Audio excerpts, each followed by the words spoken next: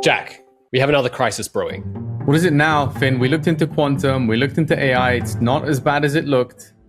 Yes, Jack, I was there. But this time I'm talking about Pokémon cards. Do you know that TCG is becoming a bit of an issue? Why? Pokémon cards are great. Yeah, but I'm thinking it's looking a bit like Tulip Mania. It's a complete bubble in the world. Did you know that kids are selling this for like 10, 20k a pop? Yeah, well, that only makes me wish I hadn't given all of my Pokémon cards away. But look, you got scarce assets, high demand just means expensive cards, right? High demand, for sure. Scarce assets? Not so much. Do you know that 10 billion cards were printed in the last year? Do you know that half of all the Pokemon cards in circulation right now were printed in the last 4 years? That's a 30-year collectible market. Yeah, okay. 10 billion does sound like a bit of a supply shock. I know Thomas has been looking into on-chain collectibles. I'm going to ping him really quickly, see what he has to say. Imagine if half of all the US dollars in circulation were printed in the last 4 years.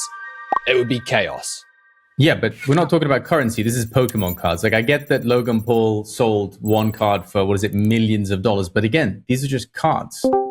Thomas, I'm glad you're here. Look, we're not seeing eye to eye on this Pokemon cards and collectibles thing here. Apparently, people think it's a complete bubble. Finn just told me that they printed 10 billion cards in a year. What's going on? Guys, it's worse than that. Check this out. They printed close to 40 billion cards in 4 years. They're even building a brand new card printing facility in the US, and it's all our fault. What? Yeah, millennials turned Pokemon into a speculative playground. Logan Paul sold a single card for over $16 million. And actually, the top 30 cards range from 6 to 8 figures. Okay, so maybe Finn's right. Surely with 40 billion new cards, the prices can't hold. They got to come crashing down, right? Right? Kids can't compete with prices that high, so they keep printing new cards to keep the game accessible to a younger crowd. It's that simple, fellas. I gotta run. よくわからないな。 So is it a bubble or a K-shaped economy?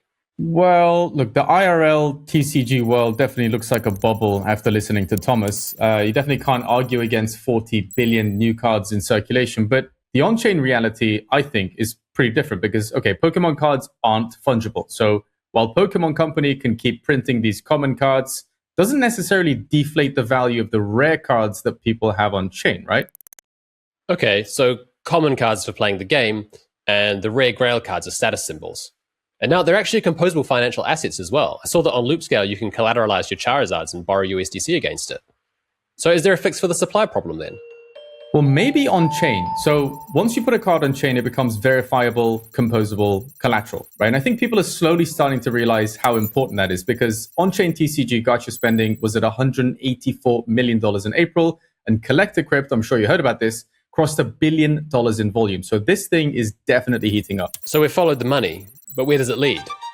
Is this all a big bubble waiting to pop? Yeah, look, you've definitely convinced me. I think so. Having an on-chain version doesn't necessarily fix the underlying supply problem, but what it does fix is the transparency of ownership. So you can't be running around ripping people off with fakes, and it's much easier to actually trade these things on-chain. Plus, as you said, you can use the truly valuable cards in DeFi as collateral. So there is a bit of an unlock of doing this on Solana. Composability for the win. All right, let's go back to the studio and see what Simon and Eno think.